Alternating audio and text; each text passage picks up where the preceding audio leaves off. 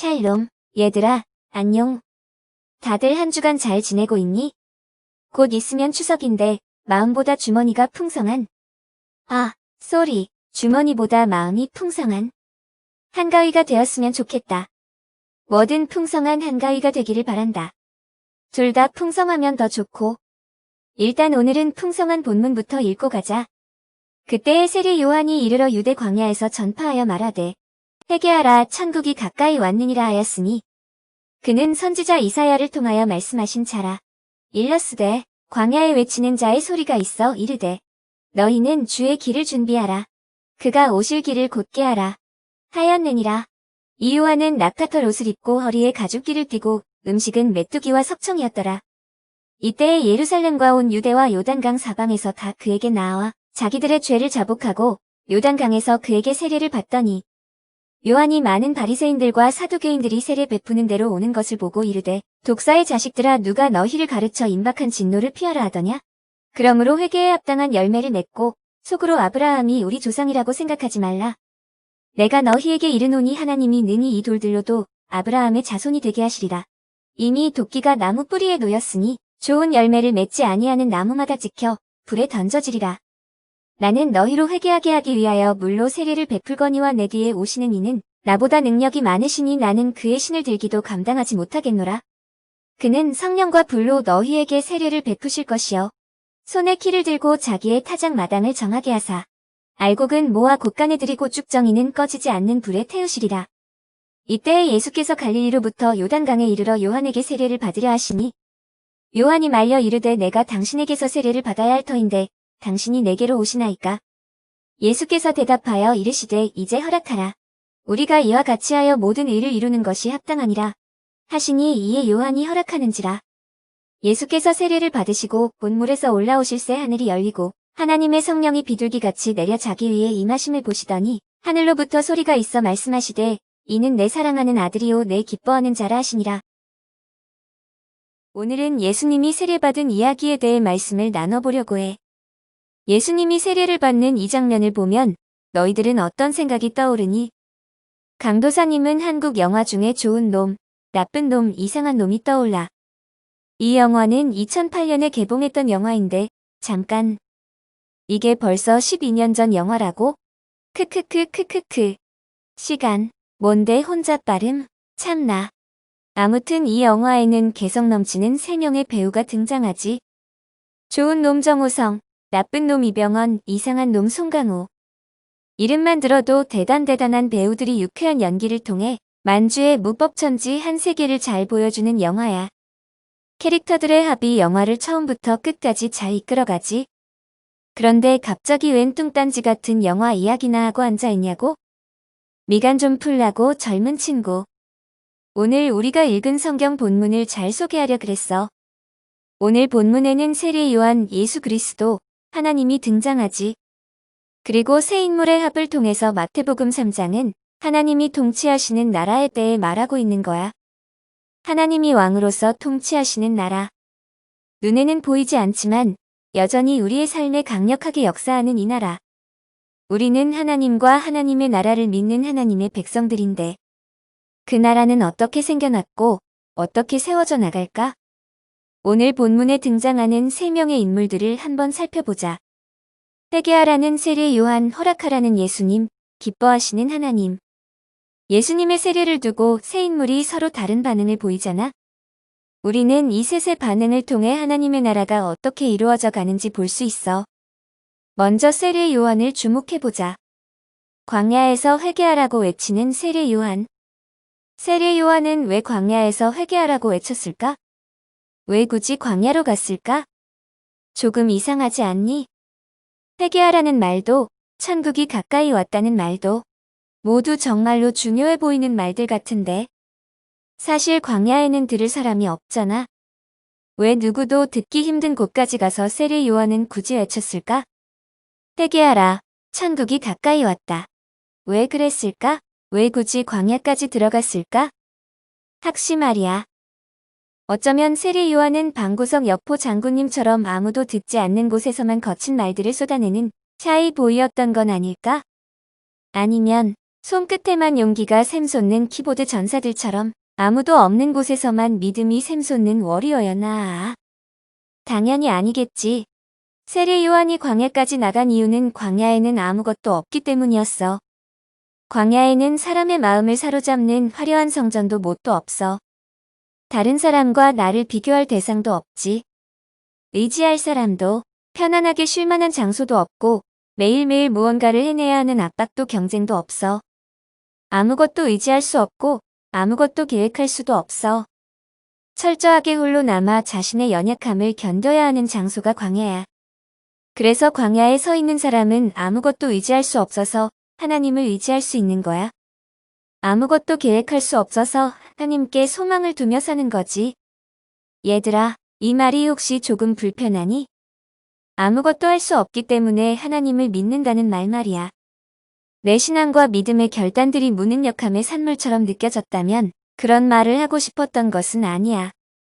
이것은 신앙의 고백과 같은 거야. 세상에 좋은 것이 아무리 많고 내세울 것이 많아도 전능하신 하나님 앞에 자신을 하나님의 백성으로 고백하는 일 말이야. 하나님을 믿는 사람은 그 사람이 어디에 있든 무엇을 하든 마음속에 광야를 품고 살 줄 알아야 해.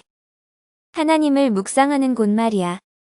신앙이 없는 사람은 세상 속에서 자신을 찾고 하나님을 만난 사람은 세상이 아니라 하나님 앞에서 자신을 찾는 거야. 모두가 세상의 중심을 향해 한 발자국이라도 더 들어가려고 할 때 초조함을 뒤로하고 기꺼이 하나님 앞으로 발걸음을 돌리는 일. 우리는 이 용기를 신앙이라고 부르는 거야. 그리고 이 용기를 가지고 사는 사람은 마음속에 기꺼이 광야를 품고 사는 사람이지.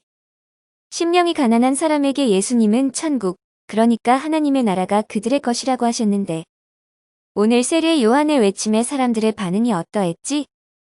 예루살렘과 온 유대와 요단강 사방에서 사람들이 몰려왔고 세례 요한에게 세례를 받았지.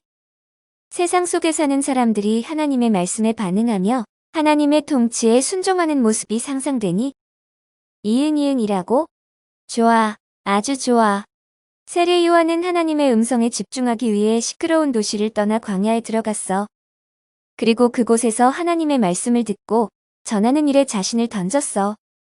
하나님 앞에 서며 하나님의 말씀에 순종한 세례 요한. 그의 신앙이 이 땅에 하나님의 나라를 드러낸 거야. 요한이 베풀던 세례를 우리는 회개의 세례라고 불러. 사람들을 하나님께 돌아오게 하는 세례라는 거지. 그런데 오늘 예수님도 요한에게 세례를 받으시는데 요한은 한사코 예수님을 말리기 바쁘지. 왜 그랬을까? 예수님은 회개할 것이 없고 돌아갈 곳도 필요 없기 때문이야. 요한은 하나님의 음성을 듣기 위해 광야로 나갔지만 예수님은 그 자체로 하나님이셔. 그러니까 광야로 나갈 필요도 없고 회개의 세례를 받을 필요도 없지. 그런데 예수님은 왜 세례를 받으셨을까? 예수님이 세례를 받은 이유는 여전히 사람들이 하나님 없이 살고자 하기 때문이야. 요한이 세례를 베풀 때 많은 사람이 나와 그에게 세례를 받았어. 그리고 애석하게도 다른 한쪽에선 많은 사람이 나와서 요한에게 시비를 걸기도 했지. 세상의 사람들은 끊임없이 하나님이 아니라 세상을 따라 살려고 해. 하나님의 말씀을 믿지 못하고 외면하며 사는 거야. 오늘 우리가 사는 세상을 봐도 알 수 있잖아. 사람들은 하나님을 믿고 의지하며 살아가기보다는 자기가 믿고 의지하는 대상을 따라 살아가려고 해. 돈이 최고인 사람, 명예가 최고인 사람, 인기가 최고인 사람. 이 사람들은 돈이 없으면 살 수 없고, 명예가 없으면 살 수 없고, 인기가 없으면 살 수 없는 사람들이야. 반대로 하나님이 최고인 사람은 하나님이 없으면 살 수 없는 사람들이지. 오늘 너희들에게는 무엇이 최고이니? 성경은 세상의 모든 노력과 애씀에 하나님이 없다면 모든 게 허사라고 말하고 있어. 선지자들은 끊임없이 하나님 앞으로 나아오라고 말하지만 이스라엘 사람들은 계속해서 하나님의 선지자들을 죽였어. 오늘 세례 요한도 결국에는 죽임을 당하지. 하나님의 음성을 들어도 깨닫지 못하고 하나님의 일하심을 보아도 알아채지 못하는 자들을 위해 예수님이 이 땅에 오신 거야. 그래서 들을 귀 있는 자들을 계속해서 불러 모으시는 거야. 하나님에 대하여 귀먹은 자들을 불러 모으는 일. 눈먼 자들, 제대로 걷지 못하는 자들을 불러 모으는 일. 예수 그리스도가 이루겠다던 의는 이들이 하나님을 바라보게 하는 일이야. 하나님이 최고가 아닌 인생에 찾아가시는 거지. 그 사람을 끌어안기 위해 죄인이 있는 곳까지 내려가시는 거야. 그러기 위해 예수님은 인간이 되어 세례를 받으시려는 거야. 자신을 세상 속으로 던지시는 거지. 세례를 받는 일 자체가 그렇게 대단한가? 물을 수 있을 것 같아. 예수님은 세례 요한에게 물로 세례를 받았지만 결국 예수님이 감내해야 하는 세례는 십자가를 지나지 않으면 안 되는 일이었어. 세례받는 일은 간단했지만 그 의미를 따라 사는 일은 완전히 다른 일이야. 내가 죽어야만 줄 수 있는 세례, 죽어야만 줄 수 있는 사랑과 구원을. 나를 죽이고 사랑을 위해 사는 숭고한 삶. 예수님이 선택한 세례는 세상에서 가장 숭고한 자기 희생이고 사랑의 모습이야. 결국 예수님이 세례를 받으신 이유는 인간을 사랑하기 위함이었어. 사랑은 말만으로는 전할 수 있는 게 아니야. 결단과 행동이 필요해. 오늘 너희들이 사랑하는 모습은 어떠니? 너희들은 무엇을 사랑하고 그 사랑을 위해 어떤 일을 하고 있니? 우리는 무엇이든 사랑할 수 있는 자유가 있지만 그 사랑의 모습은 주님을 닮아야 해. 예수님이 사랑으로 하나님의 나라를 전하신 것처럼 우리는 주님의 모습으로 하나님의 나라를 전해야 해. 신기하게도 예수님이 세례를 받고 나자 하늘에서 하나님의 음성이 들려왔어. 이는 내 사랑하는 자여, 내 기뻐하는 자라. 하나님은 예수님을 사랑하고 기뻐하는 자라고 표현하셨는데 누가 하나님의 사랑이고 기뻐하는 자일까? 바로 하나님을 드러내는 사람이야. 혹시 하나님이 천지를 창조하셨을 때 하나님이 반응이 어땠는지 기억나니? 보기에 좋았다, 심히 좋았다 라고 하셨잖아. 왜 그렇게 표현하셨을까? 바로 천지만물이 하나님을 가장 완벽하게 찬양했기 때문이야. 하나님을 하나님으로 인정하는 세계. 그곳이 바로 온전한 하나님의 나라이고 천국이겠지. 그리고 오늘 본문에서 예수님이 세례 요한에게 세례를 받았을 때 하나님은 그 장면이 보시기에 좋았던 거야. 예수님의 모습을 통해 하나님의 나라를 보신 거지. 사랑과 희생을 위해 오셨다던 예수님의 음성은 이제 온 세상에 울려 퍼지게 될 거야. 사랑이 필요한 자들에게 사랑을 주시고 울음이 필요한 자들을 위해 대신 울어주실 거야. 그래서 온 세상에 하나님의 나라를 드러내실 거야. 얘들아, 어떤 사랑과 희생은 사람을 다치게 하고 모두를 불행하게 만들기도 해. 간절한 마음으로 한데 모여 사랑을 외치고 희생을 외쳐도 그 결과가 늘 옳은 것은 아니야. 말로는 남을 위해 사랑과 희생을 한다고 말하지만 자신도 모르는 사이에 나를 위한 사랑과 희생을 강요할 수 있어. 이기적인 사랑과 강요된 희생이 그렇지. 사랑과 겸손은 그 자체로도 중요하지만 목적과 방향은 더욱더 중요한 거야. 사랑의 자유는 누구나 보장받아야 하지만 하나님이 원하시는 모습은 정해져 있어. 오늘 세례 요한과 예수님이 보여준 모습이 그래.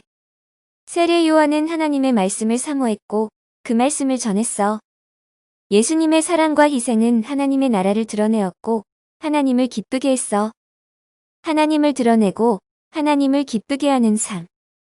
하나님을 드러내고 하나님을 기쁘게 하는 삶. 이게 우리가 평생을 추구하며 살아야 하는 삶의 모습이야. 오늘 너희들이 사랑하는 것은 무엇이니? 우리는 무엇이든 사랑할 수 있는 자유가 있어. 그리고 그 자유를 하나님과 그의 나라를 위해 쓸 수 있는 용기가 있다면 그 사람은 예수님을 닮아갈 거야. 그가 머문 자리는 하나님의 나라를 드러낼 거야. 하나님은 오늘도 우리가 하나님의 뜻을 따라 살기를 바라고 계셔. 잠시 물에 들어가 세례를 받는 일은 간단한 일이야. 하지만 그 세례의 의미를 실천하기 위해 예수님은 모든 것을 쏟아부으셔야만 했어. 오늘 우리가 기도하고 찬양하고 예배하는 일은 크게 어려운 일이 아니지만 이 일의 가치를 드러내기 위해서 우리는 고민해야 해. 한 주간 기도하면서 하나님이라면 제가 어떻게 하기를 원하십니까? 하며 고민하고 기도해보자. 나의 말이 삶의 고백이 될 수 있도록 주님이 품으신 가치들을 나도 껴안을 수 있도록 비록 나의 이익과 나의 계획에 반하는 일이라 할지라도 하나님의 나라를 위해 나를 던질 수 있는 용기를 달라고 기도해보자. 주머니도 마음도 우리의 신앙도 풍성한 한가위 되기를 바란다. 그럼 다음 주에 만나자. 제발, 비읍비읍.